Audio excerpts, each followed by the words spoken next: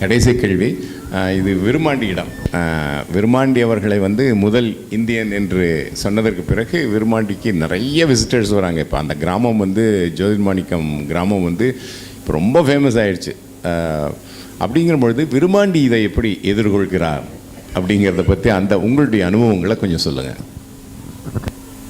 Actually ஆரம்ப காலகட்டத்தில் உங்களை போல் எனக்கும் பெருத்த சந்தேகம்.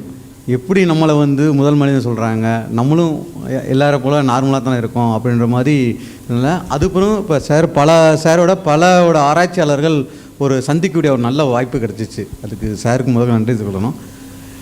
இப்போ எப்படின்னா, இப்போ ஒரு மரத்தில் வந்து ஒரு வேர்கள் நீங்கள் இப்போ ஏதோ சொல்கிறோம், அதுமாரி வேர்கள் பல கிளைகளாக இருக்கிற மாதிரி தான் மனிதர்கள் எல்லாம் அந்த வேர்லேருந்து வந்தவங்க தான். அந்த மாதிரி தெரிய வந்துச்சு. எப்படின்னா இன்றைக்கி நம்ம வந்து பலதரப்பட்ட மக்களாகவும் பிரிஞ்சு வாழ்ந்துருக்கோம்.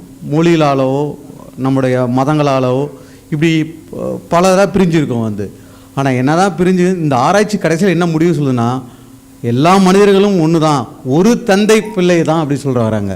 நம்ம பொதுவாக ஒரு தாய் பிள்ளை அப்படின்னு சொல்லுவோம். ஆனால் இங்கேனா அந்த ஆராய்ச்சி ஒரு தந்தை பிள்ளைகள் எல்லாமே அண்ணன் தம்பி தான், வேறு மாற்று இதில் இல்லை.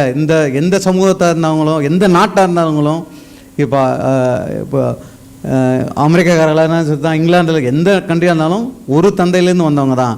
அதனால ஒரு வேறுபாடு இல்லைன்றதை நான் புரிஞ்சுக்கிட்டேன். நான் போகிற இடத்துல இதுதான் சொல்கிறேன், நம்மளுக்குள்ள எந்த வேறுபாடும் கிடையாது, நம்மளாம் ஒரே தாய் தந்தை பிள்ளைங்க தான். ஸோ அந்த தான் நான் புரிஞ்சுக்கிட்டேன். இந்த ஆராய்ச்சி முறை நான் புரிஞ்சுக்கொண்டது.